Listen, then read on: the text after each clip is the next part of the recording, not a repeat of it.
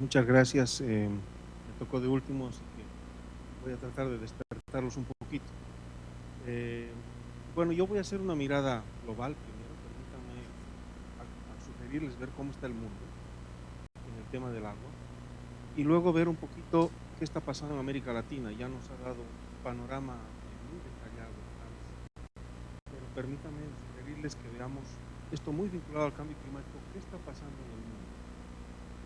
Primero, uso y importancia del agua. El último reporte sobre el agua de Naciones Unidas nos dice que el uso del agua en el mundo se ha ido incrementando más o menos 1% anualmente. Eso quiere decir que en los últimos 40 años, aproximadamente 40% se ha incrementado el uso del agua.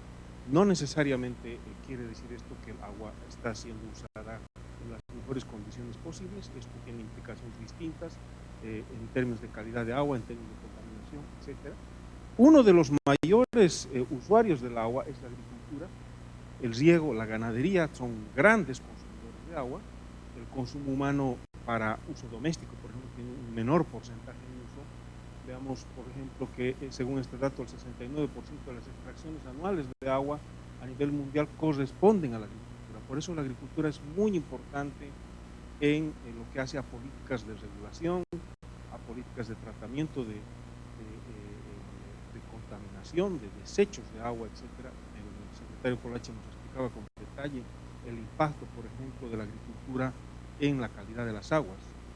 Y por supuesto también el consumo humano y el uso industrial tienen su importancia, pero verán ustedes que en el caso a nivel global, verán ustedes, miren en este gráfico tan grande, tan diverso, podrán observar que la captación de agua de distintas fuentes destinadas, por ejemplo, a la agricultura, el año 2040, vean ustedes esta barra verde, el año 2040 es mucho mayor, significativamente mayor en kilómetros cúbicos, que es una medida inmensa, grande, no vamos a entrar en detalles técnicos, es mucho mayor que el agua que se usa, por ejemplo, para fines industriales, que es esta barrita de color celeste, o para generación eléctrica, que es esta barrita de color anaranjado. Miren ustedes, en lo que hace a consumo, la agricultura ocupa un lugar importante en el consumo de agua, ¿no? Porque se hace en muchos casos riego por inundación o incluso riego con alta tecnología, por aspersión o por goteo, pero sigue siendo la agricultura y la pecuaria el mayor consumidor de agua. Esta es una faceta del tema del agua. Vamos a ver varias fotos del tema del agua. Otro componente importante en el agua, los eventos extremos. El agua sigue siendo un factor central para entender qué está pasando con los eventos extremos, ya sea por el componente sequía o por el componente inundación. Pero en lo que hace a desastres naturales, fíjense ustedes, la mayor parte de los desastres están relacionados con las inundaciones. Entre el año 1995 y el año 2015, las inundaciones representan el 43% del total de desastres naturales. 2.3 millones de personas, billones de personas han sido afectadas por estas inundaciones y se han producido pérdidas superiores a 600 billones de dólares. Este es el escenario de las inundaciones. En cuanto a las sequías en el mismo periodo representaron el 5% de los desastres naturales, con más de 1.000 millones de personas afectadas, ciertamente, pero vean ustedes el caso de las inundaciones. Las inundaciones ocupan un lugar particular en lo que hace a eventos extremos. En este mapa podemos ver la relación entre sequías e inundaciones. Miren ustedes, en el caso de las inundaciones, que es la parte de abajo, este es un mapa del mundo y nos muestra en estos globitos la cantidad de ocurrencia de eventos de inundaciones en el mundo y los lugares en los que están ubicados estos eventos de inundación. Gran parte de África, gran parte de Asia, también Europa, por supuesto, y Norteamérica, que ha sufrido inundaciones y eventos extremos que han generado inundaciones en varios países, en varios estados de Estados Unidos, y en América Central, que es una región muy vulnerable a eventos extremos, así como América del Sur. Comparemos el escenario de las inundaciones con las sequías. Las sequías ciertamente degradan y erosionan sistemáticamente los recursos alimentarios, la tierra, pero en términos de número de eventos de sequía, no quiere decir que el impacto sea menor, es menor en términos de número de eventos de sequía. Por consiguiente, una de las áreas en las que se concentran las políticas de construcción de infraestructura y de prevención de riesgos es precisamente la prevención de inundaciones. La sequía, sin duda, exige la construcción de infraestructura, el desarrollo de políticas regulatorias que permitan mejorar la disponibilidad de agua o mejorar la captación de agua. Pero las inundaciones implican, en términos de proyectos de infraestructura, construir infraestructura que permita justamente prevenir las inundaciones, prevenir los impactos por marejadas, por deslaves, por mazamorras, generadas por lluvias de corto plazo, abundantes, tempestuosas, que son las características del cambio climático. La frecuencia y magnitud de los eventos extremos se va a incrementar en los próximos años, y esto viene a propósito de una pregunta que nos hacía el amigo secretario Polaco, nos decía una pregunta muy sugestiva: ¿existe el cambio climático? Bueno, esto es más que la variabilidad climática, porque se está acrecentando, se están incrementando los eventos extremos. ¿Cómo no va a existir el cambio climático si desde la revolución industrial hasta nuestras épocas se han emitido 2.000 gigatoneladas de dióxido de carbono equivalente que están ahí en la atmósfera? Obviamente esto ha generado un gravísimo impacto, y parte de esos impactos son estos eventos extremos. Y si siguen las emisiones al ritmo actual, se van a agravar mucho más. Los estudios dicen que el planeta puede soportar 1.000 gigatoneladas más de dióxido de carbono equivalente, adicionales a las 2.000 que ya se han concentrado en el planeta, que no han sido absorbidas por la tierra, por el mar, por los bosques, y que están en nuestra atmósfera. Otras 1.000 más serían lo máximo que podría soportar el planeta para no superar 2 grados de temperatura hacia el año 2050. Ese es el presupuesto máximo de carbono que tenemos hacia el año 2050. Al ritmo que vamos, lo vamos a superar. Pues más allá del pronunciamiento político sobre si el cambio climático es una invención de un grupo de científicos que se dedican a ganar plata asustando a la gente sobre los grandes peligros del clima y la variabilidad climática, lo real es que los impactos gravísimos que estamos viviendo dan cuenta de un problema ambiental severo que requiere soluciones a nivel político global.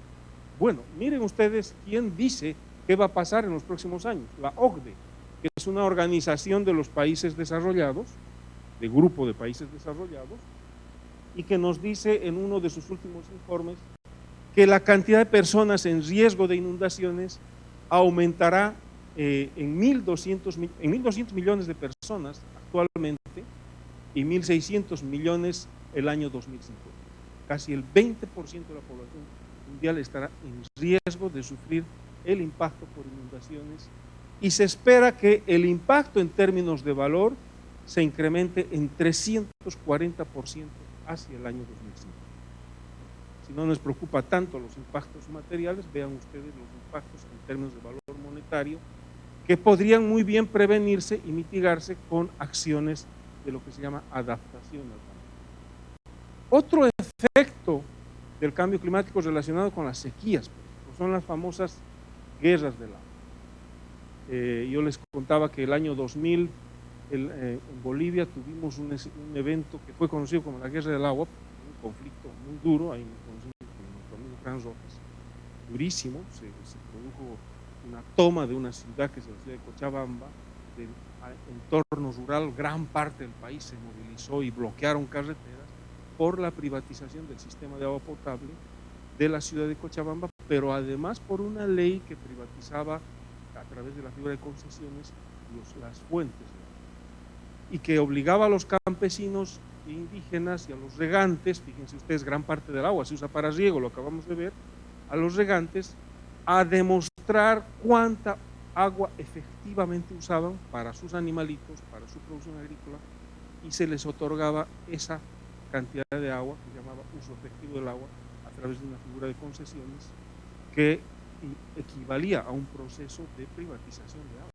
y que iba a generar más conflictos que ese evento conflictivo al que me refiero, que se llamó la guerra del agua. Bueno, las guerras del agua en condiciones de acaparamiento, privatización, concentración de las aguas en pocas manos, de títulos de agua y de recursos hídricos en pocas manos, de fuentes de agua, va a generar muchos conflictos.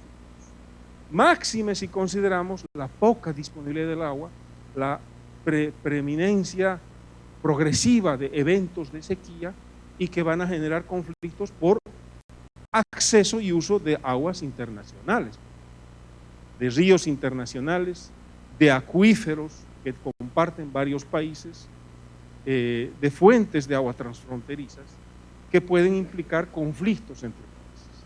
Miren ustedes, entre el año 2000 y 2009 se registraron 94 conflictos relacionados con el agua.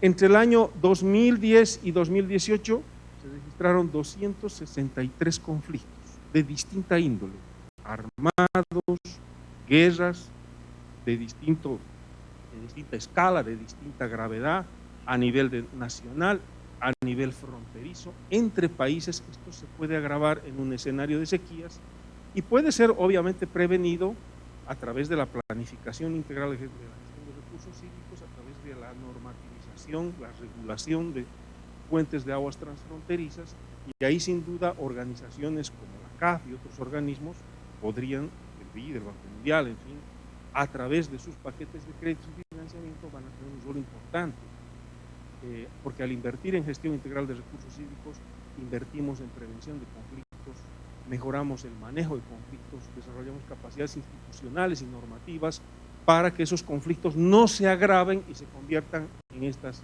guerras del agua o guerras por el agua. Nos decía Franz que el tema de cobertura de agua y saneamiento es un tema central en América Latina. Una mirada al mundo, en el último informe al que me he referido, el año 2015, 3 de cada 10 personas no tienen un servicio de agua potable y seguro. 844 millones de personas aún carecen de servicios básicos de agua potable. Miren ustedes, este es un dato del mundo. Ciertamente hemos avanzado respecto de lo que fueron las metas del milenio, los ODS, Objetivos de Desarrollo Sostenible, implican un reto más grande aún, mucho más ambicioso. Hay mucho que hacer en esta agenda y si no respondemos a estas carencias significativas, vamos a observar escenarios de conflicto como a los que nos hemos referido. Miren ustedes en este mapa. En este mapa global podemos ver la proporción de población que usa servicios de agua potable seguro, agua potable que se puede consumir de distintas formas, directamente a través de red u otros fuentes de captación, pero agua segura. Si no es potable, agua segura. Miren ustedes la carencia de servicios, sobre todo en África. Menos del 50% de gran parte de la población africana no tiene acceso a estos servicios de agua. A diferencia de países desarrollados, en Asia, por ejemplo la India y otros países vecinos, el escenario también es complicado. En América del Sur y en Latinoamérica en general hemos avanzado de manera importante en coberturas de agua potable. No nos ha pasado lo mismo en saneamiento, como señalaba bien Fran Rojas. Vean ustedes este mapa. En este mapa vemos la proporción de la población que usa servicios de saneamiento al 2015. Se replica la realidad de África, menos del 50% tiene acceso a servicios de saneamiento en África. Bolivia aparece aquí en el mapa. Yo debo decirles que Bolivia ha hecho grandes avances en proyectos de agua potable. Justamente señalaba Franz los proyectos de inversión en los programas Mi Agua y Mi Riego. Mi Agua ha tenido un gran éxito, pero en saneamiento básico todavía nos falta mucho por hacer. Y una parte importante de las fuentes de contaminación de los recursos hídricos, los ríos, los lagos, las lagunas, está relacionada con la falta de tratamiento de aguas residuales. Las aguas negras, las aguas grises, como las llaman, que son vertidas en los lechos de los ríos y que son luego transportadas a los lagos o a las cuencas, a los grandes ríos, a las lagunas, contaminan gran parte de nuestras cuencas. También ciertamente la contaminación minera, la que proviene del uso de químicos con la agricultura, contamina las fuentes de agua Pero la falta de saneamiento tiene un lugar muy particular y me voy a referir, por ejemplo, al caso del lago Titicaca, el lago más alto del mundo, que tiene graves problemas de contaminación, porque en el entorno de nuestros dos países que compartimos el lago, Perú y Bolivia, hay muchas poblaciones que no tienen plantas. Entonces, resolver esto implica inversiones significativas con tecnología de punta, porque hay nuevas tecnologías que además reducen las emisiones de metano, y el metano es, como ustedes saben, uno de los gases de efecto invernadero, pero también aprovechan el metano para generar energía, y esa tecnología es la que tiene que estar presente en los proyectos en los que vamos a invertir en saneamiento. Entonces, agua y saneamiento van casados, y eso es importante. Los proyectos tienen que ser de impacto. ¿Cuáles son los escenarios de cambio climático en América Latina? Ascenso de temperaturas en los últimos 50 años de 0,12 grados en promedio. Esto es parte de un reporte del panel de expertos de cambio climático, el IPCC. Retroceso generalizado de glaciares, incrementos de temperaturas con valores de 1,6 y 4 grados en América Central y 1,7 y 6,7 en América del Sur. Los extremos, tendencia a disminución de las precipitaciones, estos van a ser los impactos en el futuro, particularmente en zonas que ya son áridas o semiáridas, en varios países de América del Sur, de América Latina. Y este caso extremo va a suponer que la preeminencia de sequías, que va a ir agravando la escasez de agua, va sin duda a deteriorar las condiciones alimentarias de nuestras poblaciones campesinas e indígenas, de nuestros pequeños productores. En el marco de los acuerdos de cambio climático, todos los países hemos presentado lo que se llaman las contribuciones nacionalmente determinadas. Son una suerte de planes de adaptación y mitigación climática. Hemos presentado esto a Naciones Unidas. Están vinculados a nuestros planes de desarrollo, deberían incluir nuestros planes de agua, de medio ambiente, nuestros planes vinculados a la agricultura, en fin, allí donde sea el mayor énfasis que hemos puesto. En el caso del agua, miren ustedes, se ha hecho un relevamiento de 119 países que ya han presentado a nivel mundial sus contribuciones de cambio climático. La mayor parte de ellos han priorizado el agua. Aquí tenemos agua, el agua. Y por supuesto la agricultura. Y tanto en agricultura como en agua, podríamos decir lo mismo de otros usos, el agua misma sigue siendo transversal en infraestructura de ciudades, en biodiversidad, en ecosistemas. Esto da cuenta de que efectivamente en los planes de adaptación y mitigación climática de los países del mundo, el agua ocupa cada vez un lugar central. Y esto supone inversiones de distinto tipo, retos en adaptación al cambio climático. Miren ustedes, América Latina tiene una población de 638 millones de habitantes, 8,6% de la población mundial, pero tiene gran parte de las fuentes de agua dulce, como decía muy bien Franz. Y tenemos un reto adicional, están creciendo nuestras ciudades. Gran parte de la población se está trasladando a nuestras ciudades y eso va a suponer retos en infraestructura de agua y saneamiento, en infraestructura resiliente a los eventos extremos, a inundaciones, a sequías. El agua está presente en varios sectores y esto supone en las áreas urbanas y rurales la necesidad de tener infraestructura e inversiones que, por ejemplo, facilite la agricultura, que representa en América Latina el 5% del Producto Interno Bruto, genera casi el 20% del empleo. Este es un promedio de América Latina y Caribe.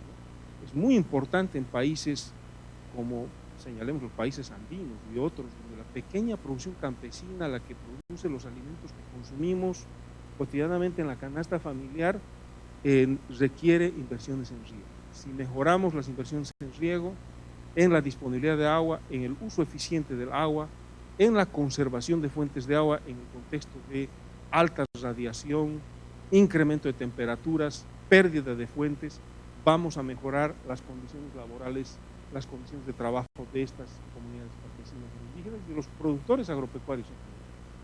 El agua es, por tanto, también un insumo crítico en la actividad minera. Miren ustedes estos datos, una tonelada de cobre se produce con más de 214,000 litros de agua.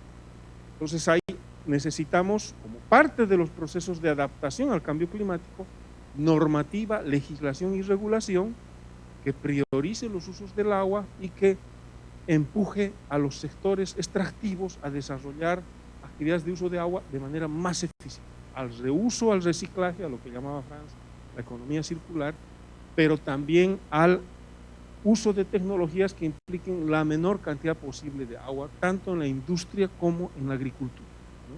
Esto puede suponer riego, puede por goteo, por aspersión, en fin, y esto es importante decirlo en este escenario donde estamos, porque organismos financieros como la CAF no son solamente organismos que financian, sino también organismos que coadyuvan a que este salto tecnológico se haga de manera acelerada en un contexto de cambio climático y dan líneas de asistencia técnica en esa dirección. Y no es solamente un tema financiero, por eso es importante, creo yo, el rol del diálogo entre nuestros gobiernos, nuestras organizaciones de productores y nuestras organizaciones sociales, pero también con nuestros propios organismos financieros y multilaterales. En este gráfico, que quiero mostrarles, en este cuadro, podemos ver los daños anuales estimados causados por impactos de eventos extremos, solamente para tener una idea en términos monetarios, ¿no? Miren ustedes, impactos por aumento del nivel del mar están calculados en miles de millones del año 2005, hacia el año 2050 entre 26 y 24 billones de dólares. La intensificación en el aumento de la frecuencia de eventos extremos en regiones como el Caribe, el Golfo de México, acá está nuestro embajador de México, Centroamérica, están estimados en 5 billones de dólares. Impactos en la salud. Este es un documento interesante, es un documento de análisis que lo publicó el BID. Les estoy mostrando datos de la CAF, de Naciones Unidas, también del Banco Interamericano y de otros organismos. La extinción de especies de la Amazonía por impactos de eventos extremos, por sequías de larga duración o por graves eventos, ciclones, en fin, eventos extremos, inundaciones, en fin, está evaluada en total entre 85 y 110 billones de dólares, aproximadamente entre 1.8 y 2.4%. Desarrollar acciones de adaptación en el marco de planes como los que ha expuesto nuestro amigo Carlos Colache, los que está desarrollando la Dirección de Cambio Climático de la Presidencia, acá y todos nuestros países, apunta justamente a reducir al mínimo estos costos y, por supuesto, los impactos relacionados con la vida de los seres humanos y de nuestra biodiversidad. Inversiones importantes que hay que señalar, algunas líneas de acción, porque ustedes dirán, bueno, tenemos un escenario casi apocalíptico, ¿qué es lo que tenemos que hacer? Importante planificar, desarrollar planes a distintos niveles, como los que hemos observado. Los proyectos de inversión en agua y saneamiento tienen que estar vinculados y de prevención de riesgos a grandes planes regionales y nacionales que nos permitan afrontar el escenario, por ejemplo, de reducción del tamaño de los glaciares. Esto supone además acciones y medidas específicas como infraestructura para mejorar la capacidad de retención y de almacenaje de estas aguas que se están derritiendo. Además, lagunas de retención, el uso de los conocimientos y las prácticas comunitarias para los pequeños productores, los atajados, por ejemplo, los pequeños sistemas de riego que mejoran la disponibilidad y acceso a fuentes de agua para los pequeños productores, pero también planes integrados en zonas costeras para prevenir los impactos de eventos extremos vinculados con el cambio climático, ¿no? Experiencias como estas ya se están desarrollando en varios países con distintas características en el marco de su planificación.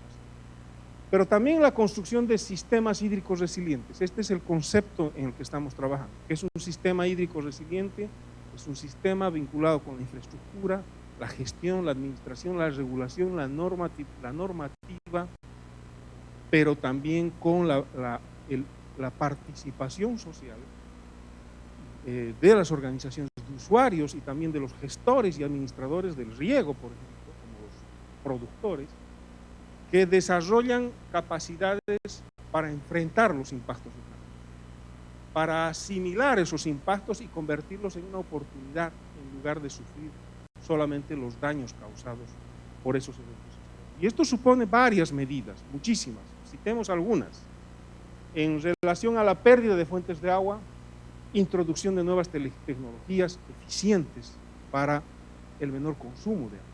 Una de las medidas que planificó Bolivia, por ejemplo, es cambiar los inodoros progresivamente en Bolivia con tanques de menor cantidad de agua, que sean más eficientes, que requieran menos agua para las descargas en los inodoros. Imagínense eso en términos de ahorro de agua, lo que significa. Por supuesto, el uso de la introducción de plantas de tratamiento de aguas residuales para tratar aguas servidas, reusarlas para riego. Yo recuerdo en Bolivia teníamos un caso muy particular, y seguramente sucede en muchos países, de campesinos e indígenas que le hacían agujeritos a las grandes líneas de aducción de aguas servidas que salían de las redes de alcantarillado de las ciudades y se dirigían a las plantas de tratamiento, y antes de llegar a las plantas de tratamiento les hacían agujeritos a estas grandes aducciones para sacar aguas negras, aguas servidas, aguas de desecho, y regar con esas. Eso lo hemos visto en el Alto de La Paz, lo hemos visto en Cochabamba, y seguramente es un hecho más o menos generalizado en muchos. Quiere decir que la gente necesita agua y recurre a las fuentes de agua, a veces contaminadas, para regar los alimentos. Eso tiene impactos en cadena, impactos en la salud cuando consumimos esos alimentos, en fin. Lo que se debe hacer en estos casos, y de hecho en el caso del Alto de La Paz, esa fue la inversión que hicimos con recursos de crédito y recursos nacionales, es construir una planta de tratamiento que sea capaz de emitir entre 1.500 y 2.000 litros por segundo de aguas tratadas que luego puedan ser reusadas para riego por los campesinos e indígenas, por los productores, de tal modo que nuestras propias plantas contribuyen a mejorar la producción agrícola. Pero además incluso plantas que puedan contribuir a generar energía con pequeños generadores hidroeléctricos a la salida de las plantas de tratamiento. Estas son algunas de las medidas vinculadas a la adaptación al cambio climático. Sin duda podríamos hablar muchas más. Ya se están implementando, nuestras empresas de agua tienen planes de adaptación, de hacer más eficiente el uso de agua, entre otras acciones vinculadas a la adaptación al cambio climático. Y nos quedamos con esta reflexión final para que pueda inspirarnos el debate después de estas casi 2 horas de escuchar una serie de información y opiniones sobre este tema. Les agradezco mucho su atención.